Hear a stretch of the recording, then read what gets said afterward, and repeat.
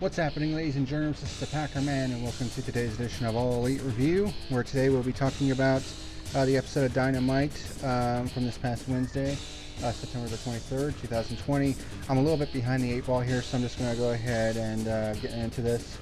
There was a couple. One thing to note, though, that there were 3 wrestlers that tested positive for COVID this past week and have now had to self-isolate.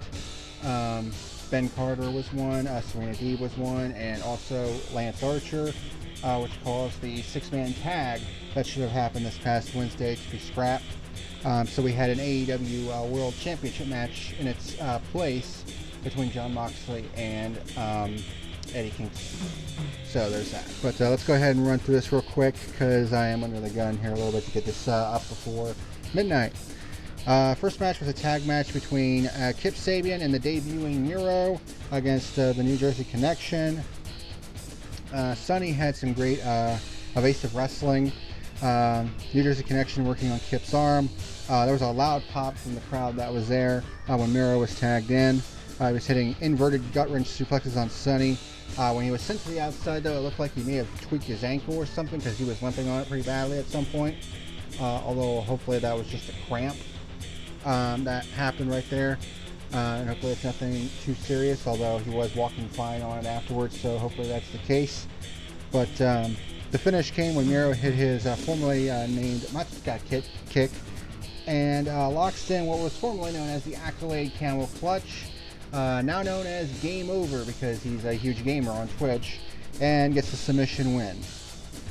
And there was actually some people backstage apparently from reports that thought that Miro's debut was a little bit of a disaster. Well, when you're almost injured, that kind of has a thing there. But it was alright. I gave it 3 stars out of 5. Excuse me.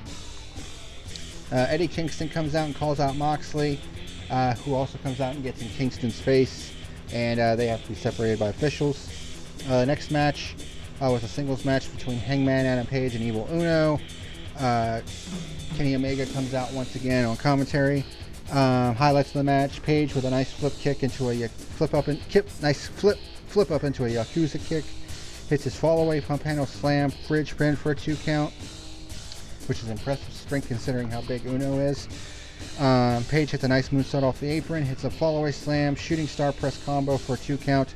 Uno hits a nice pump kick and then a swanton bomb for a 2 count. Goes for ataxia. But Page blocks it and hits the buckshot lariat for the 3 count and the victory. I gave this match 3 stars out of 5.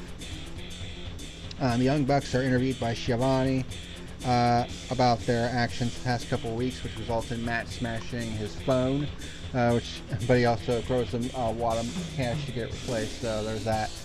But the next match was for the TNT Championship between Orange Cassidy and Brody Lee.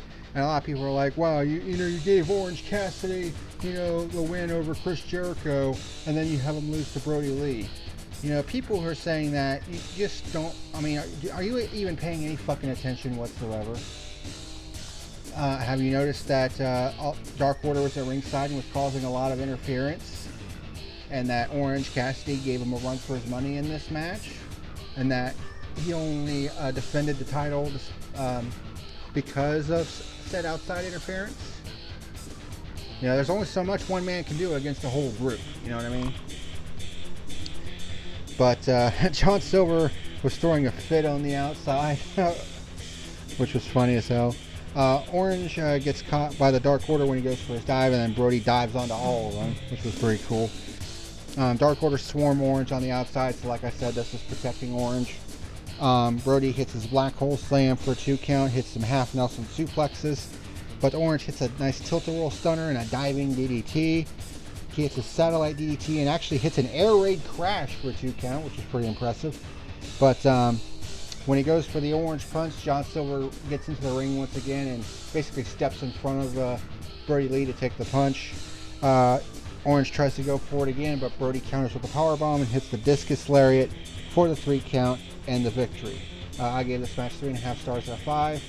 And then the lights go out, and then we see, and then we hear Cody's music hit, And we see a brand new Titantron. And then Cody comes out, and he's basically decked out in all black. He's dyed his hair black, so he's basically got the goth look going, which indicates that he has gone to the darker side of his persona. And basically dismantles the Dark Order's minions. This pisses Brody Lee off, and he basically comes back with a fiery promo backstage. And he has that dog collar and a chain, so I guess he's going to be challenging Cody to a dog collar match. And he says he's going to give Cody 1 week to respond to his challenge. And then Matt Hardy and Private Party come out, and Matt calls Jericho out, has his prime suspect in the attack on him the previous week. The Inner Circle come out to confront Hardy and Private Party, and Jericho basically invites Guevara back out, so he's back. And then Isaiah Cassidy challenges Jericho to a match, and says he'll make him his Le Champion bitch. And apparently this is only his second match in a singles match since 2015, which is pretty crazy. Tony Schiavone interviews FTR and Tully Blanchard. He says that FTR's title matches on Dynamite will just be 20 minutes, as the 20-minute Rush with Greatness, as they're calling it now, and they get to pick their opponents, which I think is kind of interesting. Best Friends come out after FTR calls them glorified backyard wrestlers and challenge them, but FTR declines and says, just heal up and come back to us later. And Chuck basically is like, say what you want about Santana and Ortiz, but at least they didn't run from a fight like a couple of weenies. So FTR playing the chicken shit heels at this point. Then we have our women's tag match between Ivelisse and Diamante against Thunder Rosa and Hikaru Shida. Ivelisse and Diamante attack Shida and Rosa from behind to start the match. Ivelisse and Diamante hit a nice double back suplex on Shida. Rosa has an animal tribute face paint on because, of course, Joe Laurinaitis, aka Road Warrior Animal, passed away this past week, as you saw from the tribute I showed earlier, which really kind of sucks, especially considering that his son James is an Ohio State Buckeye alumnus, so a bit of connection there. But there was some miscommunication here and there in terms of double team moves. I mean, this wasn't the cleanest match, but it was hard hitting to say the least. Rosa hit a nice missile drop kick on Ivelisse. Shida hit a nice superplex on Diamante. Ivelisse and Diamante hit a Cazador stunner and DDT for a 2 count. Wasn't totally clean, but it was alright. Ivelisse hits a nice Muay roundhouse kicks on Shida for a 2 count. And then Ivelisse and Diamante hit a assisted Shiranui on Shida for a 2 count. But then Rosa and Shida hit a nice Death Valley driver and Falcon Arrow combo on Diamante. When Diamante goes for the code red on Shida, Rosa basically grabbed Rabbit and hit the Death Valley driver, and Shida hit a Falcon Arrow on Diamante for a 2 count that was broken up by Ivelisse. But Rosa knocks Ivelisse out of the ring, and Shida hits her Tamashi knee strike for the 3 count and the victory. I give this match 3 stars out of 5. And then you had Jericho and MJF backstage basically jawing with each other about, calling each other losers a couple weeks ago.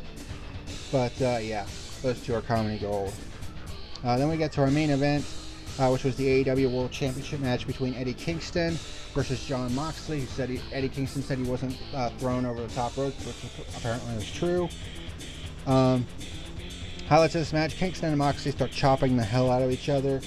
They were both going at each other hard on the outside. Kingston hits a nice Yakuza kick, which Moxley reacts with a lariat.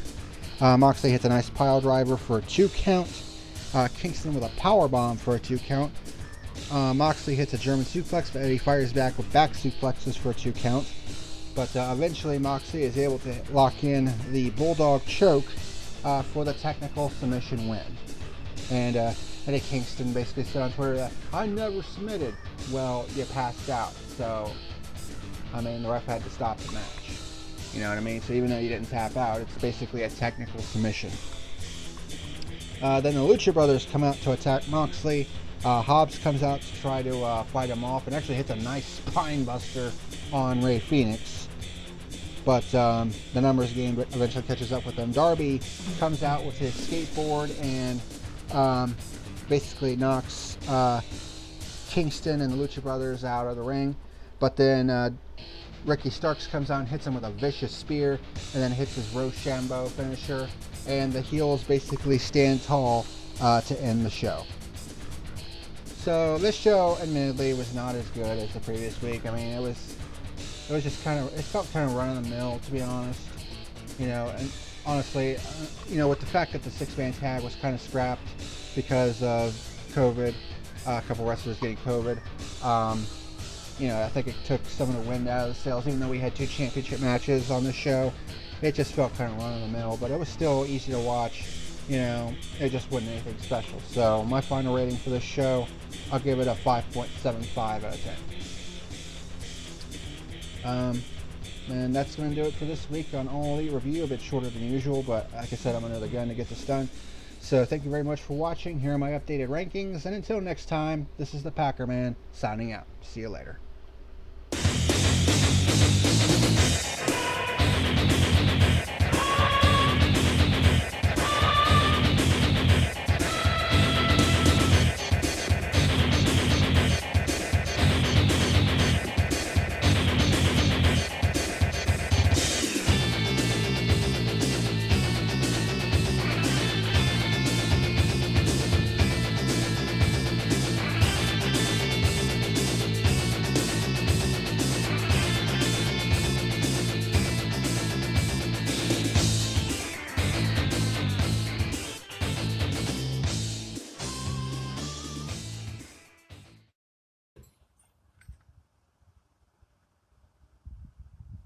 You better like and subscribe or face the consequences.